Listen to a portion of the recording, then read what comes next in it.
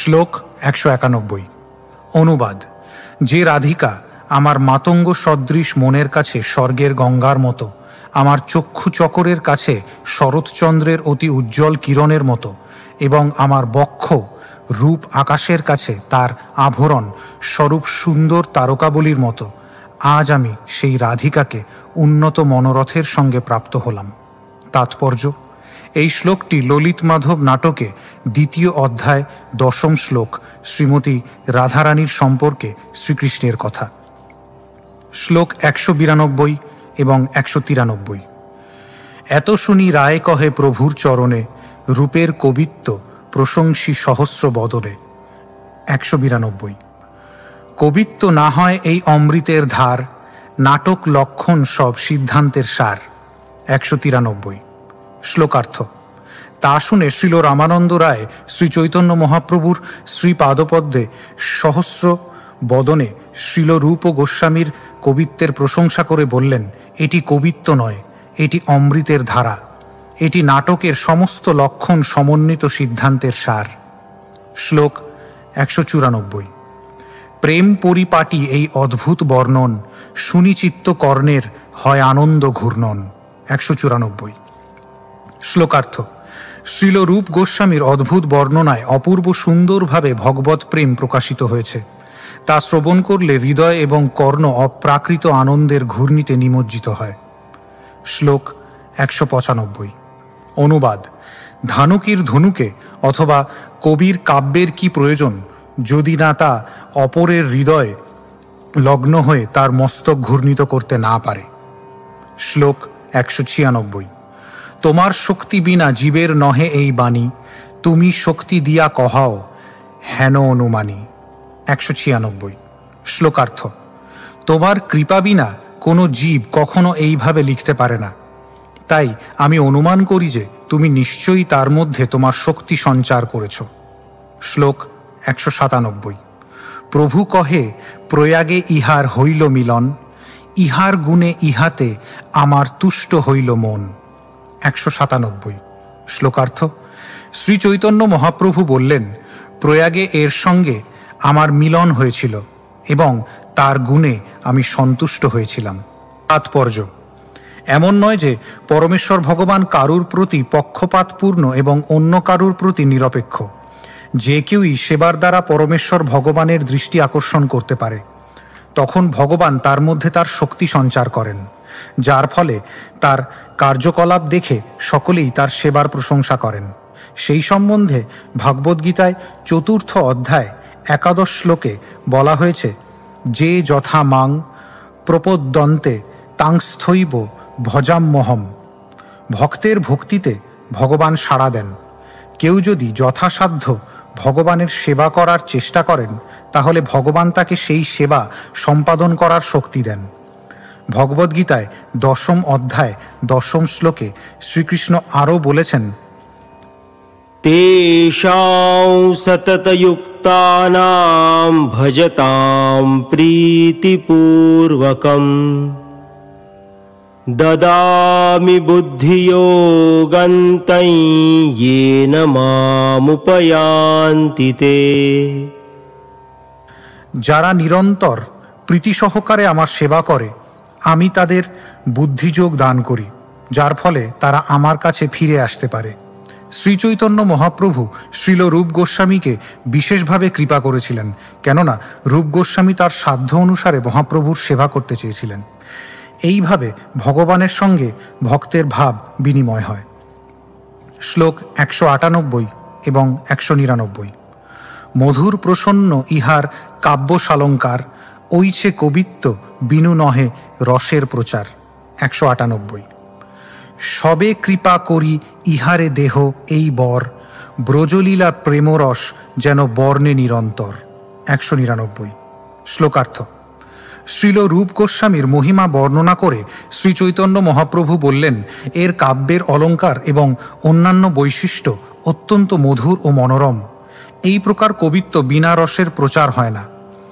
সকলে কৃপা করে একে এই বর দান করো যে সে যেন ব্রজলীলার প্রেমরস নিরন্তর বর্ণনা করতে পারে। শ্লোক 200। ইহার যে জ্যেষ্ঠ ভ্রাতা নাম সনাতন, পৃথিবীতে বিজ্ঞবর নাহি তার সম। 200। শ্লোকার্থ: এর জ্যেষ্ঠ ভ্রাতা সনাতন গোস্বামীর মতো পণ্ডিত এবং জ্ঞানী পৃথিবীতে নেই। শ্লোক 201। তোমার জইছে বিষয় ত্যাগ, তৈছে তাহার রীতি, দৈন বৈরাগ্য পাণ্ডিত্যের তাহাতেই স্থিতি। 201। শ্লোকার্থ: শ্রীচৈতন্য মহাপ্রভু রামানন্দ রায়কে বললেন, সনাতন গোস্বামীর বিষয় ঠিক তোমার মতো। তার মধ্যে দৈন, বৈরাগ্য এবং পাণ্ডিত্যের অপূর্ব সুন্দর সমাবেশ রয়েছে। শ্লোক 202। এই দুই ভাইয়ে আমি পাঠাইলু বৃন্দাবনে, শক্তি দিয়া ভক্তিশাস্ত্র করিতে প্রবর্তনে। 202। শ্লোকার্থ: ভক্তিশাস্ত্র প্রবর্তন করার জন্য আমি তাদের মধ্যে শক্তি সঞ্চার করে আমি এই দুই ভাইকে বৃন্দাবনে পাঠিয়েছি। তাৎপর্য: শ্রীচৈতন্য মহাপ্রভু শ্রীল রামানন্দ রায়কে বললেন যে সনাতন গোস্বামীও তার মতো বিষয় ত্যাগ করে ভগবানের সেবায় যুক্ত হয়েছেন। এই ধরনের বিষয় বৈরাগ্য অনন্য ভক্তির লক্ষণ। শ্রীচৈতন্য মহাপ্রভুর বর্ণনা অনুসারে এইটিই হচ্ছে তৃণাদপি শুনিচেন তররপি সহিষ্ণুনা। জড়জগতের সমস্ত গুণের প্রতিক্রিয়া থেকে মুক্ত, শুদ্ধ ভক্ত তৃণের থেকেও দীনতর এবং তিনি তরুর মতো সহিষ্ণুতা সহকারে ভগবানের সেবা করেন। এই ধরনের ভক্ত, যাকে বলা হয় নিষ্কিঞ্চন বা সব রকম জড় আসক্তি রহিত, সর্বদা ভগবৎ প্রেমে মগ্ন থাকেন। তিনি ইন্দ্রিয় সুখ ভোগে উদাসীন, অর্থাৎ এই ধরনের ভক্ত সব রকম জড়বন্ধন থেকে মুক্ত, কিন্তু তিনি কৃষ্ণ ভক্তিতে যুক্ত। এই ধরনের ভগবত ভক্তি সব রকম কপটতা বা ভণ্ডামি থেকে মুক্ত। আদর্শ কৃষ্ণ ভক্ত শ্রীল সনাতন গোস্বামীর মধ্যে দৈন, বৈরাগ্য এবং পাণ্ডিত্যের অপূর্ব সুন্দর সমাবেশ হয়েছিল। তিনিও ছিলেন শ্রীল রামানন্দ রায়ের মতো অতি উন্নত স্তরের ভক্ত। রামানন্দ রায়ের মতো সনাতন গোস্বামীও ভগবত ভক্তির সিদ্ধান্ত পূর্ণরূপে অবগত ছিলেন এবং তাই তিনি এই ধরনের অপ্রাকৃত জ্ঞান বর্ণনা করতে সক্ষম হয়েছিলেন। শ্লোক 203। রায় কহে ঈশ্বর তুমি যে চাহ করিতে, কাষ্ঠের পুতলি তুমি পারো না চাইতে। 203। শ্লোকার্থ: শ্রীল রামানন্দ রায় তখন শ্রী চৈতন্য মহাপ্রভুকে বললেন, তুমি পরমেশ্বর ভগবান, তোমার ইচ্ছা অনুসারে তুমি সকলকে কাঠের পুতুলের মতো নাচাতে পারো। শ্লোক 204। মোর মুখে যেসব রস করিলা প্রচারণে, সেই রস দেখি এই ইহার লিখনে। 204। শ্লোকার্থ: আমার মুখ দিয়ে তুমি যে সমস্ত রস প্রচার করেছ, আমি দেখতে পাচ্ছি যে সেই সমস্ত রস রূপ গোস্বামীর লেখায় প্রকাশিত হয়েছে। শ্লোক 205। ভক্তে কৃপা হেতু প্রকাশিতে চাহ ব্রজরস, যারে করাও সেই করিবে জগৎ তোমার বশ। 205। শ্লোকার্থ: তোমার ভক্তদের প্রতি কৃপাবশত তুমি ব্রজরস প্রচার করতে চাও। তোমার শক্তিতে আবিষ্ট করে যাকে দিয়ে তুমি সেই কাজ করাও, সেই সমস্ত জগৎকে তোমার বশীভূত করবে। তাৎপর্য: অন্তলীলার 7ম পরিচ্ছেদে 11 শ্লোকে বর্ণনা করা হয়েছে কৃষ্ণ শক্তি বিনা নহে তার প্রবর্তন, অর্থাৎ পরমেশ্বর ভগবান শ্রীকৃষ্ণের শক্তি ব্যতীত সারা পৃথিবী জুড়ে কৃষ্ণ ভাবনার অমৃত বিতরণ করা সম্ভব নয়। এই শ্লোকটিতেও সেই কথাই বলা হয়েছে। পরমেশ্বর ভগবানের আশ্রয়ে শুদ্ধ ভক্ত ভগবানের দিব্য নামের মহিমা প্রচার করেন, যাতে সকলেই এই সুযোগের সদ্ব্যবহার করে কৃষ্ণ ভক্তে পরিণত হতে পারেন। শ্লোক 206।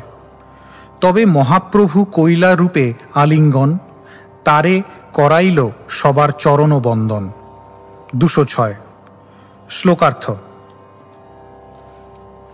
তারপর শ্রীচৈতন্য মহাপ্রভু রূপ গোস্বামীকে আলিঙ্গন করলেন এবং তাকে দিয়ে উপস্থিত সমস্তদের শ্রীচরণ বন্দনা করালেন। শ্লোক 207। অদ্বৈত নিত্যানন্দাদি সব ভক্তগণ, কৃপা করি রূপে সবে কৈলা আলিঙ্গন। 207। শ্লোকার্থ: অদ্বৈত আচার্য নিত্যানন্দ প্রভু আদি সমস্ত ভক্তরা রূপ গোস্বামীকে আলিঙ্গন করে, তার উপর তাদের অহৈতুকী কৃপা বর্ষণ করলেন। শ্লোক 208। প্রভু কৃপা রূপে আর রূপের সদ্গুণ, দেখি চমৎকার হইল সবাকার মন। 208। শ্লোকার্থ। শ্রীল রূপ গোস্বামীর প্রতি শ্রী চৈতন্য মহাপ্রভুর বিশেষ কৃপা এবং রূপ গোস্বামীর সদ্গুণাবলী দর্শন করে সমস্ত ভক্তেরা চমৎকৃত হলেন। শ্লোক 209। তবে মহাপ্রভু সব ভক্ত লয়া গেলা, হরিদাস ঠাকুর রূপে আলিঙ্গন কইলা। 209। শ্লোকার্থ। তারপর শ্রী চৈতন্য মহাপ্রভু যখন সমস্ত ভক্তদের নিয়ে সেখান থেকে চলে গেলেন, তখন হরিদাস ঠাকুর রূপ গোস্বামীকে আলিঙ্গন করলেন। শ্লোক 210। হরিদাস কহে তোমার ভাগ্যের নাহি সীমা, যেসব বর্ণিলা ইহার কে জানে মহিমা। 210। শ্লোকার্থ। হরিদাস ঠাকুর তাকে বললেন, তোমার সৌভাগ্যের সীমা নেই, তুমি যা বর্ণনা করলে তার মহিমা কে জানে। শ্লোক 211। শ্রীরূপ কহেন আমি কিছুই না জানি, যেই মহাপ্রভু কহান সেই কহিবাণী। 211। শ্লোকার্থ। শ্রীল রূপ গোস্বামী বললেন, আমি কিছুই জানি না, শ্রী চৈতন্য মহাপ্রভু আমাকে দিয়ে যা বলান তাই আমি বলি। তাৎপর্য। যে কবি বা সাহিত্যিক অপ্রাকৃত বিষয়বস্তু নিয়ে রচনা করেন, তিনি কোনো সাধারণ সাহিত্যিক বা অনুবাদক নন। যেহেতু তিনি পরমেশ্বর ভগবানের শক্তির দ্বারা আবিষ্ট হয়েছেন, তাই তিনি যাই লেখেন তাই অত্যন্ত ফলপ্রসূ হয়। পরমেশ্বর ভগবানের শক্তির দ্বারা আবিষ্ট হওয়া নিতান্তই আবশ্যক। যে সমস্ত জড়বাদী কবি সাধারণ স্ত্রী পুরুষের জড় কার্যকলাপ বর্ণনা করে কবিতা রচনা করে, তারা কখনো পরমেশ্বর ভগবানের অপ্রাকৃত লীলা অথবা ভগবদ্ ভক্তির অপ্রাকৃত সিদ্ধান্ত বর্ণনা করতে পারে না। শ্রীল সনাতন গোস্বামী তাই সমস্ত কনিষ্ঠ অধিকারী ভক্তদের উপদেশ দিয়েছেন অবৈষ্ণবের মুখে হরিকথা শ্রবণ না করতে। অবৈষ্ণবমুখোদ্গীর্ণম পূতম হরিকথামৃতম শ্রবণন্নৈব কর্তব্যম সর্পোচ্ছিষ্টং যথা পয়ঃ। পদ্মপুরাণ। সম্পূর্ণরূপে ভগবানের শুদ্ধ ভক্ত না হলে শ্রীকৃষ্ণের লীলাবিলাস বর্ণনা করে কাব্য রচনা করা উচিত নয়, কেননা তাহলে তা জড় রচনায় পর্যবসিত হবে। জড়চেতনা সম্পন্ন ভগবত ভক্তিবিহীন বহু মানুষ শ্রীকৃষ্ণের ভগবদ্গীতার অনুবাদ করেছেন অথবা ভাষ্য রচনা করেছেন, কিন্তু তাদের সেই রচনা একটি মানুষকেও কৃষ্ণ ভক্তিতে পরিণত করতে পারেনি। কারণ এই ধরনের রচনা জড় এবং তাই শ্রীল সনাতন গোস্বামীর উপদেশ অনুসারে তা স্পর্শ করা পর্যন্ত উচিত নয়। শ্লোক 212। অনুবাদ। হৃদয়ে যার প্রেরণার দ্বারা অতি দীন কাঙাল রূপ আমি ভক্তিগ্রন্থ রচনায় প্রবৃত্ত হয়েছি, সেই গৌরহরি শ্রীচৈতন্যদেবের শ্রীপাদপদ্ম আমি বন্দনা করি। তাৎপর্য। এই শ্লোকটি ভক্তি রসামৃত সিন্ধু প্রথম স্কন্ধ প্রথম অধ্যায় দ্বিতীয় শ্লোক থেকে উদ্ধৃত। শ্লোক 213। এই মতো দুইজন কৃষ্ণ কথারঙ্গে সুখে কাল গোঙায় রূপ হরিদাস সঙ্গে। 213। শ্লোকার্থ। এইভাবে হরিদাস ঠাকুরের সঙ্গে মহা আনন্দে শ্রীকৃষ্ণের অপ্রাকৃত লীলাবিলাস আলোচনা করে শ্রীল রূপ গোস্বামী তার সময় কাটাতে লাগলেন। শ্লোক 214। 4 মাস রহি সব প্রভুর ভক্তগণ, গোসাই বিদায় দিলা গৌড়ে করিলা গমন। 214। শ্লোকার্থ। এইভাবে শ্রীচৈতন্য মহাপ্রভুর সমস্ত ভক্তেরা তার সঙ্গে 4 মাস রইলেন। তারপর মহাপ্রভু তাদের বিদায় দিলেন এবং তারা সকলে বঙ্গদেশে ফিরে এলেন। শ্লোক 215। শ্রীরূপ প্রভুপদে নীলাচলে রহিলা, দোলযাত্রা প্রভু সঙ্গে আনন্দে দেখিলা। 215। শ্লোকার্থ। কিন্তু শ্রীল রূপ গোস্বামী শ্রীচৈতন্য মহাপ্রভুর সঙ্গে রইলেন এবং মহা আনন্দে শ্রীচৈতন্য মহাপ্রভুর সঙ্গে দোলযাত্রা মহোৎসব দর্শন করলেন। শ্লোক 216। দোল অনন্তরে প্রভুরূপে বিদায় দিলা, অনেক প্রসাদ করি শক্তি সঞ্চারিলা। 216। শ্লোকার্থ। দোলযাত্রার পর শ্রীচৈতন্য মহাপ্রভু রূপ গোস্বামীকে বিদায় দিলেন এবং তাকে বহু কৃপা করে তার মধ্যে ভক্তি সঞ্চার করলেন। শ্লোক 217। বৃন্দাবনে যাহ তুমি রহিহ বৃন্দাবনে, একবার ইহা পাঠাইহ সনাতনে। 217। শ্লোকার্থ। শ্রীচৈতন্য মহাপ্রভু তাকে বললেন, তুমি বৃন্দাবনে যাও এবং সেখানেই থাকো, তোমার জ্যেষ্ঠ ভ্রাতা সনাতনকে একবার এখানে পাঠিও। শ্লোক 218। ব্রজে যাই রসশাস্ত্র করিহ নিরূপণ, লুপ্ত তীর্থ সব তাহা করিহ প্রচারণ। 218। শ্লোকার্থ। বৃন্দাবনে গিয়ে তুমি ভক্তিরস সম্বন্ধীয় সমস্ত শাস্ত্র রচনা করো এবং সমস্ত লুপ্ত তীর্থ উদ্ধার করো। শ্লোক 219। কৃষ্ণ সেবা রসভক্তি করিহ প্রচার, আমিহ দেখিতে তাহা যাইমু একবার। 219। শ্লোকার্থ। কৃষ্ণ সেবা এবং কৃষ্ণ ভক্তি রস প্রচার করো, আমিও আর একবার বৃন্দাবন দর্শন করতে যাব। শ্লোক 220। এত বলি প্রভু তারে কইলা আলিঙ্গন, রূপ গোসাই শিরে ধরে প্রভুর চরণ। 220। শ্লোকার্থ। এই বলে শ্রীচৈতন্য মহাপ্রভু রূপ গোস্বামীকে আলিঙ্গন করলেন এবং রূপ গোস্বামী তার মস্তকে শ্রীচৈতন্য মহাপ্রভুর শ্রীপাদপদ্ম ধারণ করলেন। শ্লোক 221। প্রভুর ভক্তগণ পাশে বিদায় লইলা, পুনরূপী গৌড় পথে বৃন্দাবনে আইলা। 221। শ্লোকার্থ। শ্রীল রূপ গোস্বামী শ্রীচৈতন্য মহাপ্রভুর সমস্ত ভক্তদের কাছ থেকে বিদায় নিলেন এবং বঙ্গদেশ হয়ে পুনরায় বৃন্দাবনে ফিরে গেলেন। শ্লোক 222। এই তো কহিলাং পুনঃ রূপের মিলন, ইহা যেই শুনে পায় চৈতন্য চরণ। 222। শ্লোকার্থ। এইভাবে আমি শ্রীচৈতন্য মহাপ্রভুর সঙ্গে শ্রীল রূপ গোস্বামীর পুনর্মিলনের কথা বর্ণনা করলাম। যিনি এই বর্ণনা শ্রবণ করেন তিনি শ্রীচৈতন্য মহাপ্রভুর শ্রীপাদপদ্মে আশ্রয় লাভ করেন। শ্লোক 223। শ্রীরূপ ও রঘুনাথ পদে যার আস, চৈতন্য চরিতামৃত কহে কৃষ্ণদাস। 223। শ্লোকার্থ। শ্রীরূপ গোস্বামী এবং শ্রী রঘুনাথ দাস গোস্বামীর শ্রীপাদপদ্মে আমার প্রণতি নিবেদন করে এবং তাদের কৃপা প্রার্থনা করে তাদের পদাঙ্ক অনুসরণ পূর্বক আমি কৃষ্ণদাস শ্রীচৈতন্য চরিতামৃত বর্ণনা করছি। ইতি শ্রীচৈতন্য মহাপ্রভুর সঙ্গে শ্রীল রূপ গোস্বামীর মিলন বর্ণনা করে শ্রীচৈতন্য চরিতামৃতের অন্তলীলার প্রথম পরিচ্ছেদের ভক্তি বেদান্ত তাৎপর্য।